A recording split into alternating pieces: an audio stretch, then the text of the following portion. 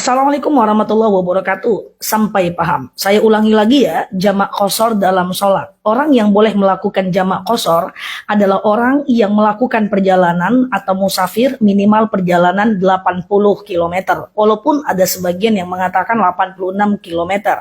But so far 80 kilo sudah bisa. Nah, yang boleh dijamak hanya dua kelompok sholat, yaitu zuhur dan asar, dan kemudian maghrib dan isya. Subuh nggak bisa jamak ke zuhur, asar nggak bisa jamak ke maghrib. Jadi yang bisa jamak hanya zuhur, asar gabung jadi satu, maghrib, isya gabung jadi satu. Nah teman-teman, apa itu jamak? Jamak adalah mengumpulkan sholat. Apa itu qashar? Qashar adalah memendekkan sholat. Berarti jamak qashar adalah dikumpulkan dan dipendekkan. So teman-teman mesti tahu dulu kata kuncinya adalah jamak qashar. Oke, diingat dulu jamak qashar, dikumpulkan dan dipendekkan. Nah, kalau zuhur dan asar digabung jadi satu, dikerjakan di waktu zuhur namanya takdim, dikerjakan di waktu asar namanya takhir. Maghrib isya kalau digabung jadi satu, dikerjakan di waktu maghrib namanya takdim, dikerjakan di waktu isya namanya adalah takhir.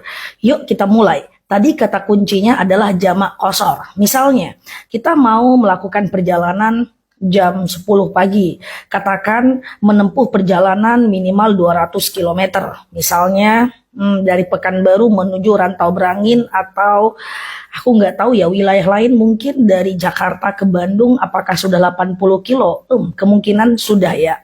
Nah kalau udah di atas 80 kilo, katakan misalnya kita berangkat dari jam 10 pagi, zuhur kita berhenti di jalan, kemudian kita berpikir, aku jamak ajalah asar aku di waktu zuhur supaya nanti asar kita nggak sholat lagi.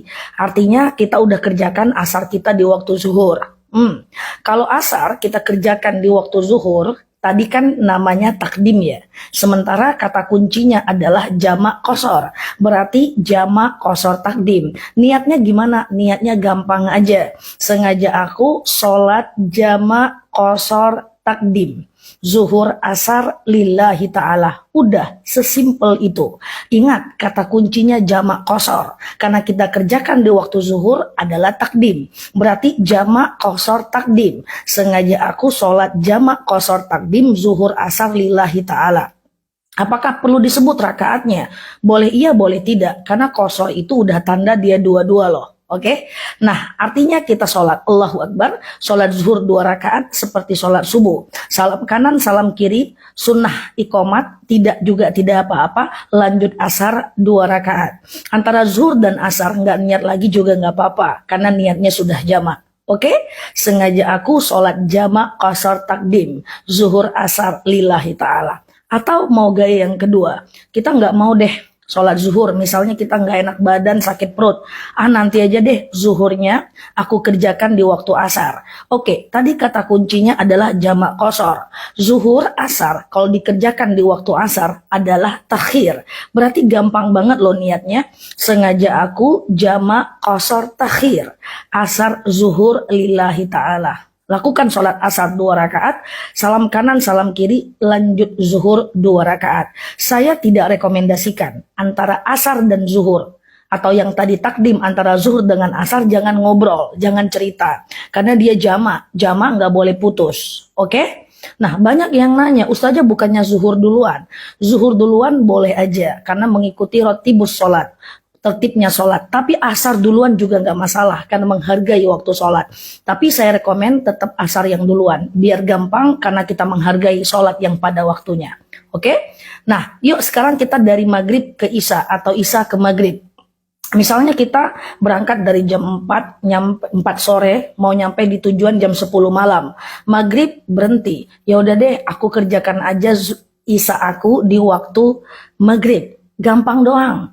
Tadi kata kuncinya jamak qashar, dikumpulkan dan dipendekkan. Karena dikerjakan di waktu maghrib berarti takdim. Iya dong? Berarti niatnya adalah sengaja aku sholat jamak qashar takdim. Maghrib isya lillahi ta'ala. Udah, lakukan sholat maghrib Allahu Akbar 3 rakaat, salam kanan, salam kiri, lanjut isya 2 rakaat.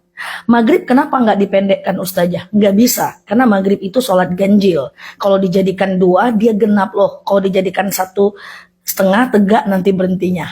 Oke, gampang kan? Pokoknya intinya jamak qashar aja deh. Takdim atau takhir, terserah teman-teman mau lakukan di mana.